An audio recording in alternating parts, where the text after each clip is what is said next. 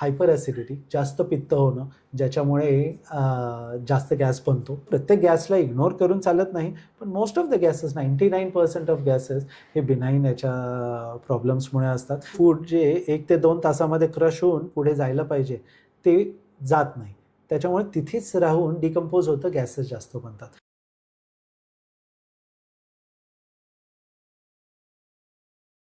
नमस्कार, गटफिट क्लबमध्ये पुन्हा एकदा तुमचं मनपूर्वक स्वागत. आज आपण एक महत्त्वाच्या विषयावरती बोलणार आहोत, पोटामध्ये गॅस. बऱ्याच लोकांना होतं, पण त्याच्याबद्दल समाधानकारक ट्रीटमेंट किंवा का होतं, का होत राहतं किंवा त्याला टाळायचं कसं, ह्या गोष्टी समजणं गरजेचं आहे. म्हणूनच आपण ह्या विषयाबद्दल डॉक्टर विक्रांत काळे सर ह्यांच्यासोबत पूर्ण सविस्तर चर्चा करणार आहोत. चला तर मग सरांसोबत पोटामधलं गॅस का भरवतो आणि कसं टाळायचं हे समजून घेऊया. त्याच्यापूर्वी एक विनंती आहे, आमचा गटफिट क्लब चॅनल सबस्क्राईब करा. बरेच लोक बघतात, पण बरेच कमी लोक सबस्क्राईब केलेले आहे. सबस्क्राईब करा, जेणेकरून आमचे येणारे पुढचे व्हिडिओ तुम्हाला अबाधितपणे बघायला भेटतील. नमस्कार. नमस्कार श्रोते. पुन्हा एकदा गटफिट क्लबमध्ये तुमचं सर्वजणांचं स्वागत आहे. आजकाल गॅसबद्दल भरपूरच प्रॉब्लेम चालू आहे. अमेरिका इराणचं युद्ध पण त्या गोष्टीबद्दल चालू आहे. पण त्यामुळे तुटवडा आहे, सगळं काही आहे. बाहेरच्या गॅसबद्दल तर आपण काही करू शकत नाही, पण पोटामधल्या गॅसबद्दल जर समजून घेतलं तर खरोखरच काहीतरी चांगला उपाय काढू शकतो. मित्रांनो, हा गॅसचा जो काही पोटामधलं प्रॉब्लेम आहे, पोट फुगणं, गॅस होणं, हे खूप अतिशय कॉमन आपण ओपीडीमध्ये बघतो. मग ह्या गोष्टी कशामुळे होतात हे समजलं किंवा कसं टाळायचं समजलं तर बरंच काही आपण पोटाच्या गॅसबद्दल आपण चांगलं ट्रीटमेंट करू शकतो. त्याबद्दलच आज विक्रांत सरांसोबत आपण डिस्कशन करणार आहोत. हे नेमकं गॅस म्हणजे काय, होते काय आणि न होण्यासाठी करायचं काय. सर, तुमचं पुन्हा एकदा गटफिट क्लबमध्ये मनपूर्वक स्वागत आहे. Thank you sir. थँक्यू. पहिला प्रश्न हेच आहे सर, पोटामध्ये गॅस म्हणजे नेमकं काय, ह्याच्याबद्दल थोडं बोलू शकताल सर? हो, याच्याबद्दल थोडं मी खूप बोलू शकतो सर. सो श्रोते नमस्कार. सो आता हा खरंच खूप कॉमन असा प्रॉब्लेम आहे की गॅस होणे. आता गॅस होणे प्रत्येक पेशंटच्या दृष्टीने गॅस होणे हे वेगळं आहे. ओके. की खूप ढेकर येतात, यालाही गॅस म्हटलं जातं. मागणं गॅस सुटतोय जास्त, त्यालाही गॅस आहे. पोट फुगणे हे पण गॅस. तर हे 3 महत्त्वाचे आहेत. बाकी अगदी त्याला ॲसिडिटी वगैरे, थोडं जळजळ वगैरे जे होतं ना, त्यालाही बरेचसे पेशंट अरे गॅस होतं असं जे म्हणतात.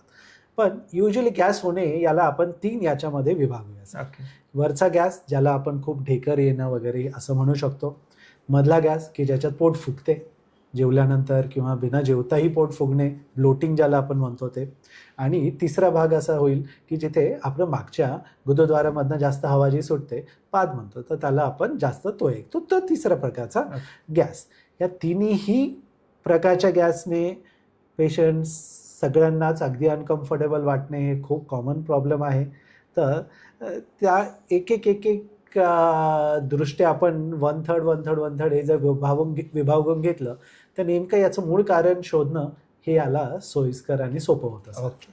आता मग तुम्ही इतक्या चांगल्या पद्धतीने सांगितलं, वरचा गॅस होणे म्हणजे त्याला ढेकर येणं, मधलं गॅस होणं म्हणजे पोट फुगणं, गच्च होणं, खालचं गॅस होणं म्हणजे खालून गुदाशयामधून आपल्याला गॅस पास होणं. तर आता एकेकाला आपण डील करण्याचा प्रयत्न करूया. सर, वरचा जो काही गॅस होतो, जेवण केल्यानंतर पोट खूप लवकर गच्च होतो किंवा खूप वेळा ढेकरा येतो, हे नेमकं काय प्रकार आहे, का बरं होतो आणि ती कोणत्या ऑर्गनच्या रिलेटेड होतो, त्याचे नेमकं कारण काय असतात त्याच्याबद्दल सांगाल का सर? सो आता हे तिन्ही आपण जरी सेपरेट केले तरीही सर हे सगळे एकत्र होतात. मोस्ट ऑफ द टाइम्स एकत्र होऊ शकतात. याच्यातले 2 तरी एकत्र आपण मोस्ट ऑफ टाइम्स बघतोच. एकच फक्त होतं असं थोडंसं कमीच बघण्यात येतं. तरी जो वरचा भागातला आपण म्हणालो की खूप सारं ढेकर येणं, हे युजली आपलं जे अन्ननलिका, जठर आणि सुरुवातीचं जो छोटं आतडं आहे, इथल्या काहीतरी प्रॉब्लेम्समुळे युजली होतो. प्रॉब्लेम असायलाच पाहिजे असंही नाही सर. काही लोकांना अगदी घाईने खाण्याची सवय असते. ते घाईघाई खाणं, घाईघाई गडगड पाणी पिणं, याच्यामुळे जो एक्स्ट्रा गॅस पोटात जातो तो ढेकर म्हणून सारखं बाहेर येतो. हे सगळ्यात कॉमन रिझन आहे तसं बघितलं तर. म्हणजे बाकीचे थोडंसं जे मेडिकल रिलेटेड आपण जे म्हणू शकतो, तर त्याच्यामध्ये हायपर ॲसिडिटी, जास्त पित्त होणं, ज्याच्यामुळे जास्त गॅस बनतो, तसं ते एक महत्त्वाचं कारण आहे. दुसरं जर हायटस हर्निया वगैरे असेल, थोडाही गॅस वाटला प्रत्येक वेळेस ढेकर येणं, हे पोटातलं ॲसिड वगैरे वर येणं, हे कॉमनली बघण्यात येतं. इन्फेक्शन्स असतील तर त्याच्यामध्ये गॅसेस जास्त बघितले जातात. काही प्रकारचे फूड प्रोडक्ट्स तसं आहे, तर त्याच्यामध्ये सुद्धा गॅसचं प्रमाण जास्त असल्याने, पचन नीट न झाल्याने गॅसेस बनतात. तर वरच्या भागातलं जर बोलायला गेलं तर जास्त एअर खाण्यासोबत आतमध्ये जाणं हे पहिलं झालं. दुसरं हायपर ॲसिडिटी हे अगदी कॉमन रिझन झाले सर. बाकीचे छोटे छोटे रिझन्स आहेत जे डाएट, लाईफस्टाईल, एक्सरसाइज रिलेटेड आहेत, ते आपण एक एक एक एक करून बोलणारच आहोत. ओके. मग आता जर का तर एक गोष्ट आपल्याला समजलं, मधला जो गॅस आहे पोट फुगतं, खूपच पोट गच्च होतं, ते नेमकं काय कारण असतात त्याच्यासाठी? सो त्याचं बघितलं झालं तर आता तो मधला भाग आपला, हे झालं आपलं upper G I. Upper G आयमध्ये मग मिडगट आपलं. मिडगट म्हणजे मोस्टली आपलं स्मॉल इंटेस्टाईनचे प्रॉब्लेम्स. तर स्मॉल इंटेस्टाईनच्या प्रॉब्लेम्समध्ये usually small intestinal bacterial overgrowth होऊ शकतं, ज्याला सिबो म्हणतो. सिबो म्हणतो आपण. त्याच्यामध्ये काही बॅक्टेरियल जे इम्बॅलन्स आपण जे म्हणतो, जे गुड आणि बॅड बॅक्टेरियाचा जो छान बॅलन्स असतो आपल्या आतड्यांमधला, तो डिस्टर्ब होतो. ते डिस्टर्ब होण्याची कारणं खूप, त्याच्यात IBS कारण असू शकतं, काही फूड इंटॉलरन्सेस असू शकतात, प्रोसेस्ड फूड जास्त खाल्ल्याने होतं. एक सर्टन फूड प्रोडक्ट जसं कॉलीफ्लॉवर म्हणतो, कॅबेज म्हणतो आपण, त्याने ते गॅसेस जास्त बनतात, ते पोटामध्ये होऊ शकतं. काही आजारांमध्येही आपण जास्त प्रमाणात हे बघू शकतो. हायपोथायरॉइडिझममध्ये वगैरे ब्लोटिंग जास्त होतं. डायबिटीजमध्ये सिबोचं प्रमाण जास्त असतं. हे सगळे स्मॉल इंटेस्टाईनमध्ये बऱ्यापैकी गॅसेस क्रिएट करणारे सगळे जे काही आपण म्हणू शकतो मुख्य कारणं आहेत सर. ओके. मग तसंच जर का आता खालचा जो काही गॅस आहे, ह्याचे काय कारण असतात सर, आणि ह्याचे नेमकं का बरं होतं असं जास्त काही लोकांना? सो लोवर GIचा जो आहे, मोठ्या आतड्यांचा भाग म्हणायला झालं, सोप्यात बनायचं झालं तर कॉन्स्टिपेशन सगळ्यात कॉमन रिझन आहे खालचे गॅसेस. तसं ऑफकोर्स आता कॉन्स्टिपेशन असलं तर मिडगटमध्ये सुद्धा आपल्याला बॅक्टेरियल डिस्टर्बन्सेस वगैरे दिसून येतात, त्यामुळे ब्लोटिंग होतच आहे तिथे. पण मोस्टली हे जे काही आपलं मळ आहे, कॉन्स्टिपेशन म्हणजे हे सगळे जे काही वेस्ट प्रोडक्ट आहे, हे जर शरीरातनं वेळच्या वेळी बाहेर टाकलं गेलं नाही तर ते सडतं. त्याच्यामुळे जे काही बॅक्टेरियल ओव्हरग्रोथ होऊन गॅसेस होतात, त्याने एक तर मागणं गॅसेस जास्त होणे किंवा पोट फुगणे हे खूप कॉमनली बघण्यात येतं. बऱ्याच वेळा कॉन्स्टिपेशनमध्ये पोट नीट साफ होत नाही, हे लोकांना कळत नाही, परत परत जावं लागतं, त्यामुळे जुलाब आणि त्याच्यासोबत खूप गॅसेस असं. तर गॅसेस जर कोणी जास्त होतात हे म्हणालं तर कॉन्स्टिपेशन कुठल्या कुठल्या प्रकारे असेल हे सस्पेक्टेड आहे सर. इन्फेक्शन्स वगैरेमुळे मध्ये सुद्धाही होतं. इन्फेक्शन्समध्ये जे काही फूड प्रॉडक्ट्स असतात त्यांना त्या इन्फेक्शन्समुळे डिकम्पोज होऊन पटकन जास्त गॅसेस बनण्याचं एक होतं. तो रिअल डायरिया विथ गॅसेस इन्फेक्शन्समध्ये होतं. क्रॉनिक जे काही मोशनचे इश्यूज आहेत विथ गॅसेस असेल तर constipation probably is the first reason. Okay. मग आता जर का हे एकंदरीत आपण बघितलं की ह्या गोष्टीमुळे होतं म्हणायचं, आता प्रिडॉमिनंटली आपण काही काही गोष्टींना हँडल करण्याचा प्रयत्न करू सर. हायपर ॲसिडिटी किंवा गॅस्ट्रोपॅरेसिसमध्ये सुद्धा आपण गॅसेस म्हणतो, त्याचा काय असतो, कोणत्या पद्धतीने होतो, कसं आपण ते आहे म्हणून तुम्ही विचार करता?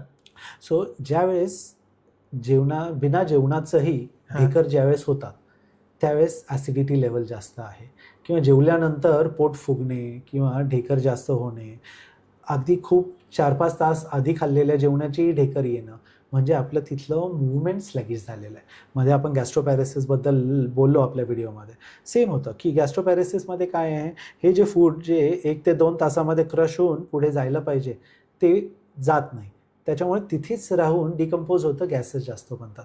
मग ते करपट खराब वासाचे जे ढेकर येतात ते त्याच्यामध्ये होतं. सेम ॲसिडिटीमध्ये सुद्धा होऊ शकतं. ॲसिडिटी जास्त असेल तर फूड नीट डायजेस्ट होत नाही, चांगले करपट ढेकर वगैरे येतात.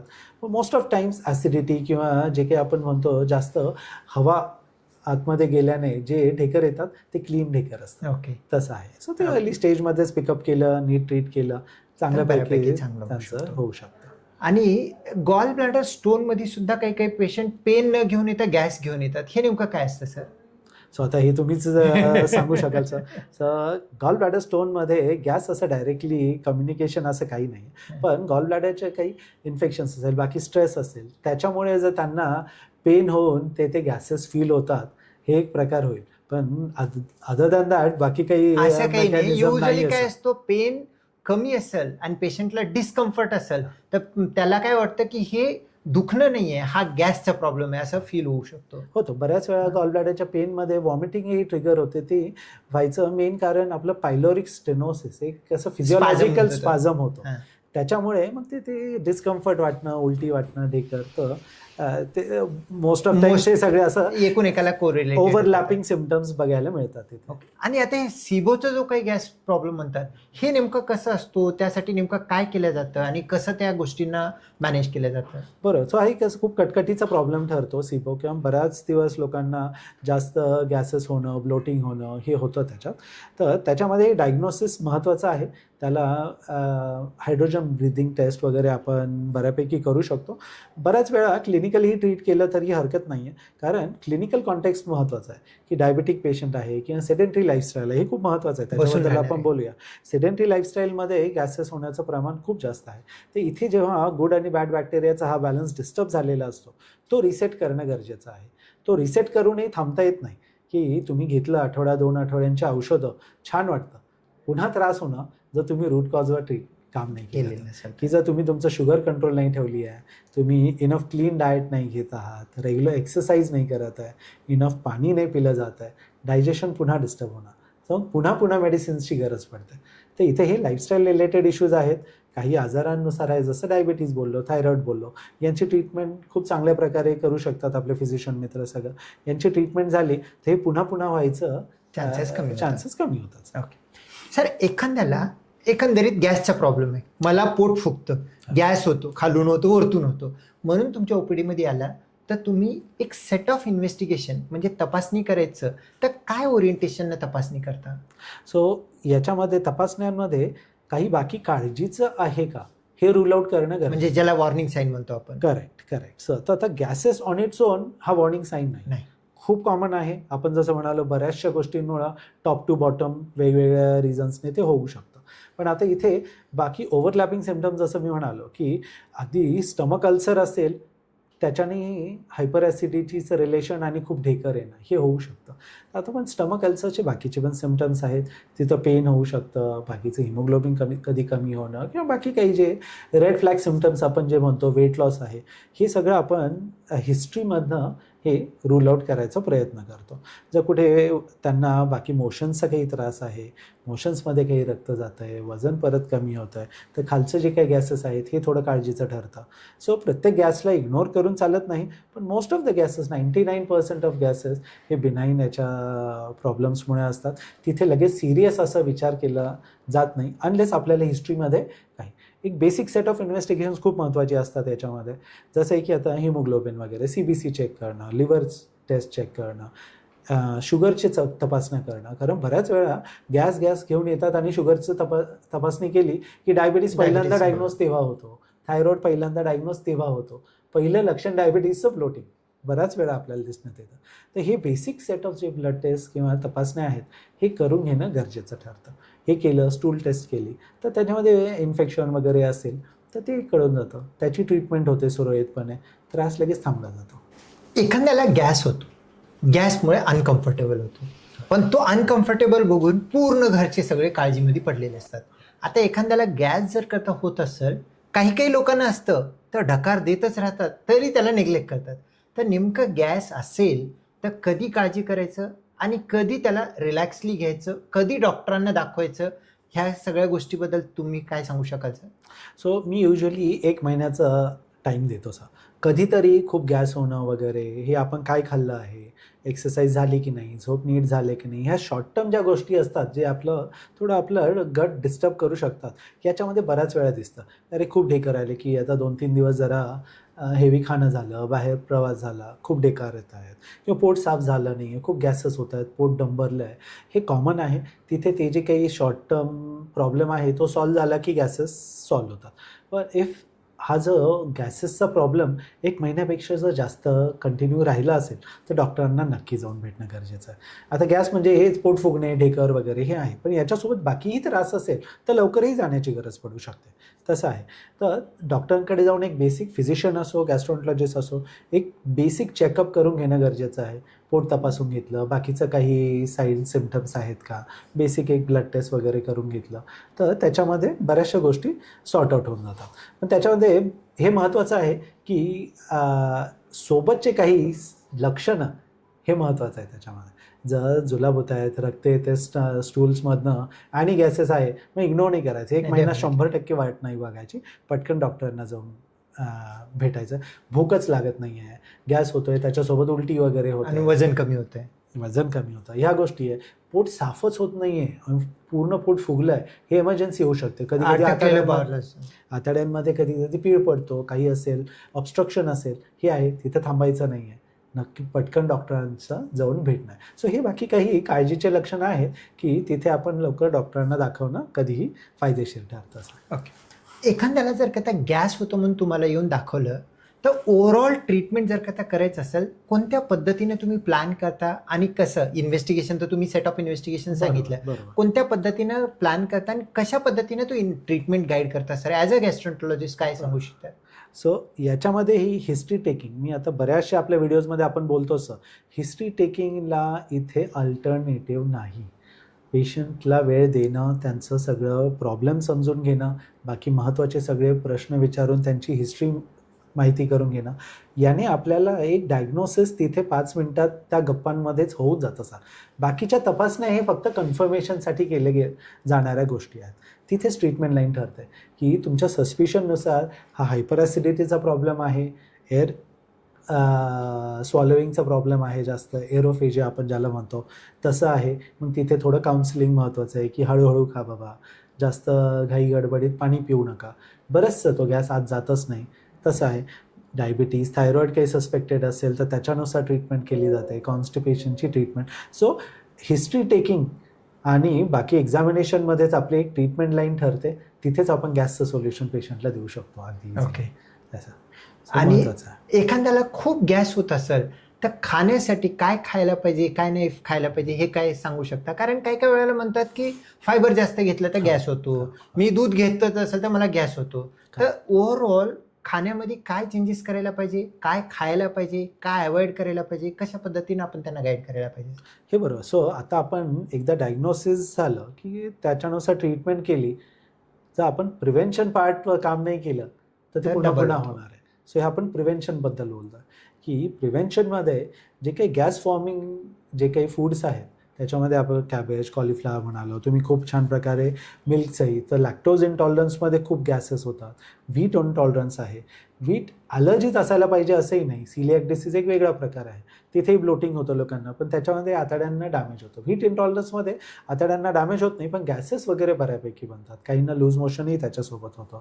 तर या गोष्टी थोडंसं ट्रायल अँड एररने माहिती पडतात लोकांना. पेशंटच येतो की अरे मला दूध घेतला ना सर की नाही सूट होत, तिथं लॅक्टोज इंटॉलरन्स सस्पेक्ट करतो. कुठलीही टेस्ट करून काय लगेच ते कन्फर्म करायची गरज नाही आहे. Trial and error is good enough food intolerance टेस्टमध्ये तसं. तर त्याच प्रकारे बाकीही काही गोष्टी आहेत ज्या आपण टाळायला पाहिजे, जसं स्प्राउट्स असतात, राजमा आहे, हे जर काही इनसॉल्युबल फायबर्स जे म्हणतात त्याच्यामध्ये गॅसेस जास्त बनतात. सॉल्युबल फायबर्स आहे इझिली डायजेस्टेबल, सो त्याने जास्त गॅसेस बनत नाही. मग आपल्याकडे डायटेशियनचं जी काही सुविधा आहे ही खूप चांगल्या प्रकारे आहे की त्याच्यामध्ये प्रत्येक फूडचे एक असेसमेंट केलं जातं. आपण त्यानुसार पेशंट्सला सॉल्युबल इनसॉल्युबल फायबर्सनुसार ॲडवाईस केलं जातं की कमी गॅस फॉर्मिंग फायबर्स हे महत्त्वाचं आहे. डेफिनेटली. याच्यासोबतच पाणी भरपूर हवं, कारण पाण्याने डायजेशनला मदत होते, फायबर्समध्ये पाणी अब्झॉर्ब झाल्याने पोट साफ व्हायला मदत होते. एक्सरसाइज हवी. ते एक शेवटचं सांगण्याचं आहे की लॉट ऑफ टाईम ॲबडॉमिनल आपले मसल्समध्ये लॅक्सिटी म्हणजे लूजपणा, स्थूलपणा येऊन तिथे पोट फुगायला चालू होतं, पचन नीट होत नाही. ब्लोटिंगचं one of the commonest reason ते आहे.